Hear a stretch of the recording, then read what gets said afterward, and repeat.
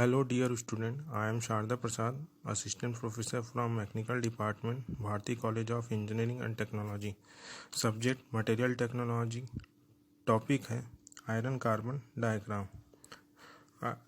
Iron carbon diagram को iron carbon phase diagram या संघट्ट आरेख या लो कार्बन साम्य अवस्था आरेख यानी आयरन कार्बन इक्विलिब्रियम डायग्राम भी कहते हैं। डायग्राम में देखते हैं कि एक तरफ टेम्परेचर और दूसरी तरफ कार्बन परसेंटेज है, यानी एक्स एक्सिस में कार्बन परसेंटेज और वाई एक्सिस में टेम्परेचर है। तो इक्विलिब्रियम डायग्राम से किसी एलॉय को स्टेट सूचना से पहले प्राप्त हो जाती है। सामान्य उत्पादन प्रक्रमों को डेल्टा प्रावस्था वाले भाग से संबंध नहीं रहता, क्योंकि तापमान अधिक होता है। कास्टिंग प्रोसेस के लिए 1125 डिग्री सेल्सियस पर लिक्विड टू सॉलिड रूपांतरण महत्वपूर्ण होता है। इस्पात के हीट ट्रीटमेंट द्वारा रूपांतरण के लिए 723 डिग्री सेल्सियस के आसपास तापमान उपयुक्त होता है। 1125 डिग्री सेल्सियस पर सीमेंटाइट की गामा आयरन में विलेयता 1.7% कार्बन की होती है, जैसा कि पॉइंट ई पे दिखाया गया है। ABCD लाइन पर द्रव लोहे और कार्बन का सॉलिडिफिकेशन प्रारंभ होता है। इस लाइन के ऊपर एलॉय द्रव स्थिति में होता है, लिक्विड फॉर्म में होता है। गामा आयरन और Fe3C यानी सीमेंटाइट का ठोस विलयन ऑस्टेनाइट कहलाता है। BCC फेस अर्थात लोहे की अल्फा और डेल्टा प्रावस्था में Fe3C की विलेयता काफ़ी कम यानी 0.33%, अल्फा प्रावस्था में 0.33% और डेल्टा प्रावस्था में 0.1%, जो P और H पॉइंट पर में दिखाया गया है। अल्फा में Fe3 के ठोस विलयन को फेरेटाइट कहते हैं। यूक्टेटाइट पॉइंट S ये फेरेटाइट और सीमेंटाइट का संगठन को पर्ललाइट कहते हैं, जो सीमेंटाइट और पर्ललाइट के एकांतर पतली पतलनों से निर्मित होती है। Interpretation of iron carbon equilibrium diagram. Line ABCD diagram में देखते हैं। लाइन ABCD लिक्विडिस कहलाती है। इसके ऊपर एलॉय लिक्विड के रूप में होता है तथा इसी रेखा में से सॉलिडिफिकेशन प्रारंभ होता है। लाइन AB डायग्राम में देख रहे होंगे। डेल्टा लोहे से कार्बन के क्रिस्टल पृथक होना प्रारंभ करते हैं। पॉइंट H 1490 डिग्री सेल्सियस पर डेल्टा लोहे में कार्बन की अधिकतम विलेयता 0.1% कार्बन होती है। लाइन HJB 1490 डिग्री सेल्सियस स्थिर तापमान पर रासायनिक क्रिया बिंदु H पर 0.1% कार्बन और बिंदु J पर 0.18% कार्बन, पॉइंट B पर 0.5% कार्बन, पॉइंट J पर ऑस्टेनाइट की निर्मित 0.18% कार्बन देकर HGP पर है। आगे देखते हैं डायग्राम में। लाइन BC ऑस्टेनाइट के क्रिस्टल कार्बन रेंज 0.18 से 1.7% द्रव से पृथक होते हैं। Line HJEC। इस लाइन पर एलॉय पूर्ण सॉलिडिफिकेशन के ऊपर कार्बन 0.18 से 1.7%, HJE पर कार्बन 0.18 से 1.7% पूर्ण सॉलिडिफिकेशन हो। Line EC 1130 degree Celsius carbon 1.7 से 4.3% पूर्ण सॉलिडिफिकेशन। पॉइंट E कार्बन की ऑस्टेनाइट में अधिकतम विलेयता 1.7% तथा द्रव 1130 डिग्री सेल्सियस तापमान पर। पॉइंट F इस पर कार्बन 6.67% सीमेंटाइट के रूप में। पॉइंट C यूक्टेटाइट मिश्रण कार्बन 4.3% और टेम्परेचर है 1130 डिग्री सेल्सियस पर। लाइन ABCD और AHJECF के मध्य आयरन कार्बन की दो प्रावस्थाएं द्रव और कार्बन 4.3% के एलॉय में द्रव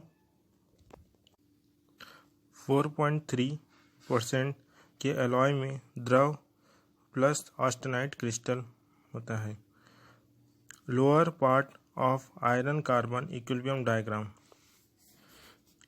लाइन AHJECF इसके अंतर इस सॉलिड लाइन के नीचे AHGE के नीचे व GSE के ऊपर कार्बन 1.7% ऑस्टेनाइट रूप होता है।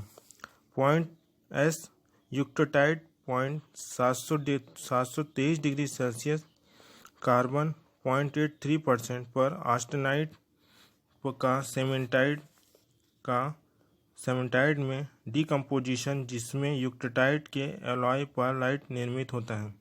लाइन GS इसके नीचे तथा लाइन PS के ऊपर एलॉय ऑस्टेनाइट और फेराइट होता है। लाइन ECF और लाइन ES के मिडिल एलॉय ऑस्टेनाइट व सीमेंटाइड होता है।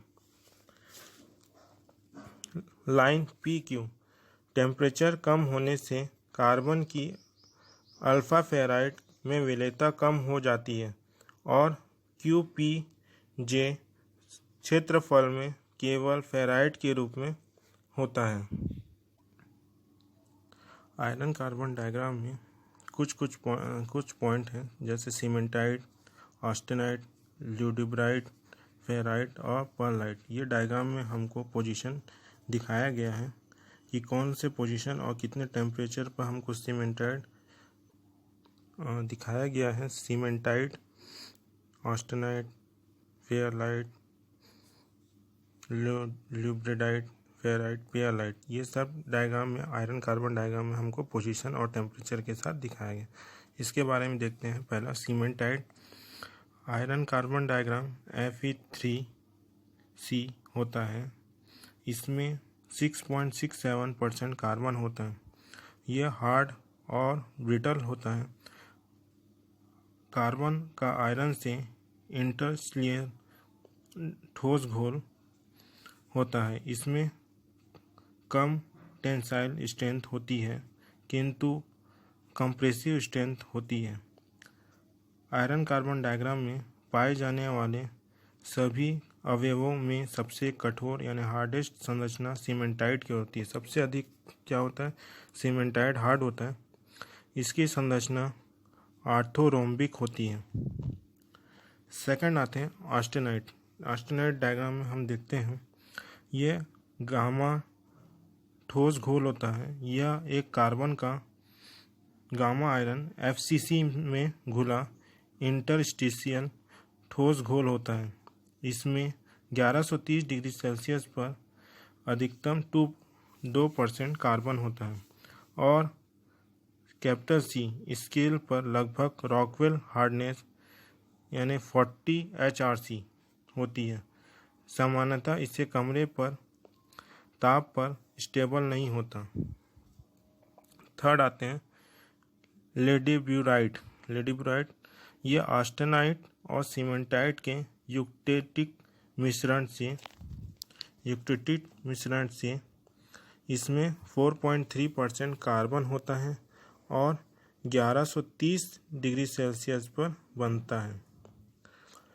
चौथा आते हैं फेराइट। यह कार्बन की अल्प मात्रा अल्फा आयरन BCC में घुली हुई इंटरस्टिशियल ठोस घोल है। इसमें कार्बन अधिकतम वरीयता 723 डिग्री सेल्सियस पर 0.025% और कमरे के ताप पर 0.08% होती है। आयरन कार्बन डायग्राम में सबसे सॉफ्ट संरचना है। यह बहुत तन्य और कोमल होती है। पियरलाइट यह यूक्टाइड मिश्रण होता है। इसमें 0.83% कार्बन होता है और 723 डिग्री सेल्सियस पर बनता है। धीरे धीरे ठंडा होने पर यह बहुत फेराइट सीमेंटाइट का एक लेमर मिक्सचर होता है।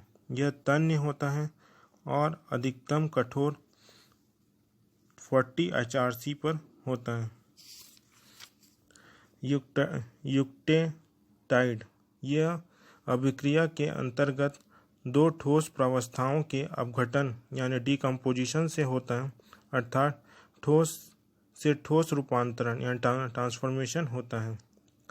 साइनाइडिंग लास्ट है साइनाइडिंग। इस विधि में 850 डिग्री सेल्सियस तक गर्म किए हुए साइनाइड के घोल में इस्पात को गर्म किया जाता है। इसके बाद इसे द्रवित स्थित किया जाता है। इस विधि से अल्प तथा मध्य कार्बन इस्पात में पुर्जों के कड़ेपन की वृद्धि तथा होती है। नेक्स्ट आते हैं solidification and cooling of various carbon steel. सबसे पहले जानते हैं जिन टेम्परेचर पर इस्पात में ठोस अवस्था में स्ट्रक्चरल ट्रांसफॉर्मेशन होते हैं उसे क्रिटिकल पॉइंट कहलाते हैं। क्रिटिकल पॉइंट क्या होता है? जिन तापमान पर जो ठोस अवस्था में होते हैं वो स्ट्रक्चरल ट्रांसफॉर्मेशन हो जाता है, उससे क्या हुआ कहते हैं? क्रिटिकल पॉइंट्स कहते हैं। इस्पातों के ट्रांसफॉर्मेशन करने वाले क्रिटिकल पॉइंट्स निम्नलिखित हैं। पहला है लाइन PSK, AC1 तथा AR1 जिनमें लगभग 20 डिग्री सेल्सियस से 30 डिग्री सेल्सियस का अंतर होता है।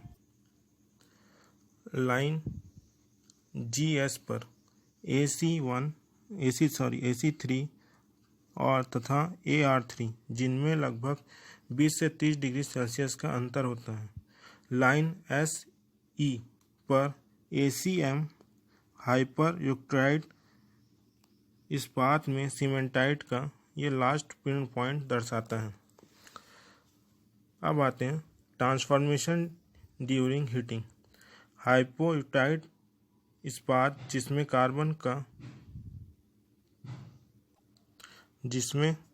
कार्बन का अंश 0.83% से कम होता है। AC1 तथा AC3 के मध्य तापमान तक तप्त किए जाने पर पर्ललाइट का रूपांतरण ऑस्टेनाइट में होना आरंभ होता है। इस इस्पात को फेराइट तथा ऑस्टेनाइट का होता है। AC3 के ऊपर फेराइट पूर्ण रूप से ऑस्टेनाइट स्ट्रक्चर में रूपांतरित हो जाती है। यूक्टाइड अगले में आते हैं। यूक्टाइड इस्पात पॉइंट S पर जिसमें कार्बन का 0.83% होता है और 723 डिग्री सेल्सियस पर यह गर्म नहीं किए जाने पर पियरलाइट होता है। पॉइंट AC1 723 डिग्री सेल्सियस पर संपूर्ण पियरलाइट का रूपांतरण ऑस्टेनाइट में हो जाता है। हाइपर यूक्टाइड इस्पात जिसमें कार्बन का अंश 0.83 से 1.7% होता है, की संरचना पॉइंट AC1 पर पर्ललाइट तथा सीमेंटाइट की होती है। जब इस्पात को पॉइंट AC1 यानी लाइन PS के टेम्परेचर 723 डिग्री सेल्सियस के ऊपर 1130 तक गर्म किया जाता है, तब पर्ललाइट का रूपांतरण ऑस्टेनाइट में हो जाता है। AC1 व ACM यानी लाइन PS के एवं रेखा SE के मध्य इसे हाइपोएक्टाइट इस्पात की संरचना ऑस्टेनाइट तथा सीमेंटाइट की हो जाती है।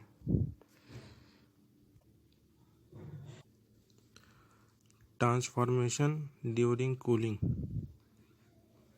जब गर्म इस्पात में उपलब्ध ऑस्टेनाइट के धीमे दर से PS के AR1 तथा AR2 के नीचे तक शीतलन किए जाने यानी कूलिंग किए जाने पर ऑस्टेनाइट का डिकम्पोजिशन पर्ललाइट में हो जाता है।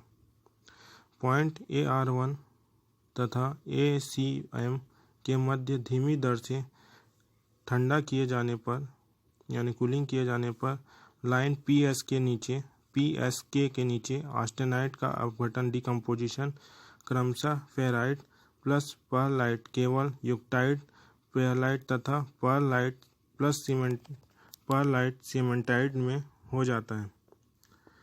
इंटरमीडिएट कूलिंग में ऑस्टेनाइट की फाइन पेरलाइट और प्राइमरी टूरस्टाइट तथा द्रुत शीतलन से मार्टेनसाइट की संरचना होती है।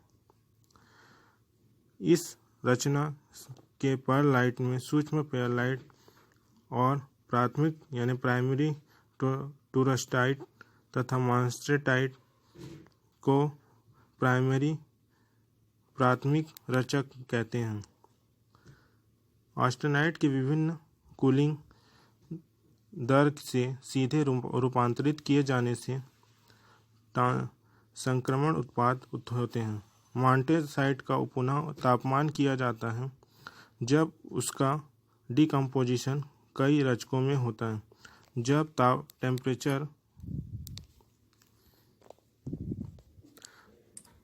टेम्परेचर 200 डिग्री से 400 डिग्री सेल्सियस तापमान परास के मध्य होता है, तब मार्टेनसाइट का डिकम्पोजिशन सेकेंडरी टूरस्टाइट में होता है। मार्टेनसाइट का पुनः तापमान 400 से 675 डिग्री सेल्सियस तापमान पर परास के मध्य होता है, तब तक सोबरटाइट की संरचना होती है। मार्टेनसाइट को पुनः तापमान 675 से 720 डिग्री सेल्सियस तापमान पर परास में होता है। इसमें स्फेरोलाइज्ड संरचना में डिकम्पोजिशन होता है। स्फेरोलाइज्ड सीमेंटाइट स्फेरोडाइट कहते हैं। स्फेरोइडाइट की संरचना पर्ललाइट तथा फाइन पेरलाइट से भी की जा सकती है। इस प्रकार ऑस्टेनाइट के अति धीमे शीतलन से भी यह संरचना उपलब्ध की जा सकती है।